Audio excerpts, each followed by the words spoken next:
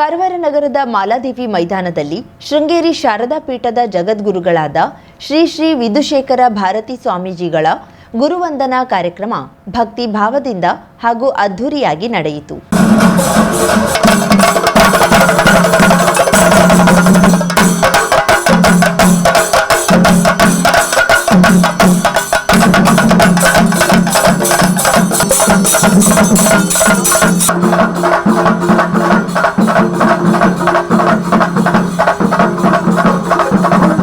ಮಾಜಿ ಶಾಸಕಿ ರೂಪಾಲಿ ನಾಯ್ಕರ ನೇತೃತ್ವದಲ್ಲಿ ಆಯೋಜನೆಗೊಂಡ ಈ ಕಾರ್ಯಕ್ರಮದಲ್ಲಿ ಸಾವಿರಾರು ಭಕ್ತರು ಭಾಗವಹಿಸಿ ಶ್ರೀಗಳ ಆಶೀರ್ವಾದ ಪಡೆದರು. ಧರ್ಮ ಪ್ರಚಾರಕ್ಕಾಗಿ ಧರ್ಮ ವಿಜಯ ಯಾತ್ರೆ ಕೈಗೊಂಡಿರುವ ಶ್ರೀಗಳು ಕಳೆದ 3 ದಿನಗಳಿಂದ ಕಾರವಾರದಲ್ಲಿ ವಿವಿಧ ಧಾರ್ಮಿಕ ಕಾರ್ಯಕ್ರಮದಲ್ಲಿ ಪಾಲ್ಗೊಂಡಿದ್ರು. ಕಾರ್ಯಕ್ರಮಕ್ಕೆ ಆಗಮಿಸಿದ್ದ ಶ್ರೀಗಳನ್ನ ಚಂಡೆ ವಾದ್ಯ ಹಾಗೂ ಪೂರ್ಣ ಕುಂಭದೊಂದಿಗೆ ಭಕ್ತರು ಆತ್ಮೀಯವಾಗಿ ಸ್ವಾಗತಿಸಿದ್ರು.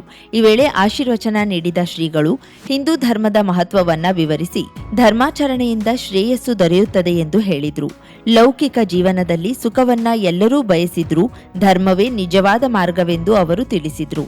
ಕಾರ್ಯಕ್ರಮದಲ್ಲಿ ರೂಪಾಲಿ ನಾಯ್ಕರ ಪರವಾಗಿ ಪುತ್ರ ಪರ್ಬತ್ ನಾಯ್ಕ್ ದಂಪತಿ ಧೂಳಿ ಪಾದ ಪೂಜೆ ನೆರವೇರಿಸಿದ್ರು. ಬಳಿಕ ರೂಪಾಲಿ ನಾಯ್ಕರು ಕುಟುಂಬ ಸಮೇತರಾಗಿ ಶ್ರೀಗಳಿಗೆ ಗುರು ಕಾಣಿಕೆ ಸಲ್ಲಿಸಿ ನಾಟ್ಯ ಶಾರದೆಯ ಮೂರ್ತಿ ಹಾಗೂ ಬೆಳ್ಳಿ ಅಭಿನಂದನಾ ಪತ್ರ ಸಮರ್ಪಿಸಿದ್ರು. ಪ್ರತಿಯಾಗಿ ಶ್ರೀಗಳು ಶಾರದಾ ಮೂರ್ತಿ ನೀಡಿ ಕುಟುಂಬಕ್ಕೆ ಆಶೀರ್ವಾದ ನೀಡಿದ್ರು.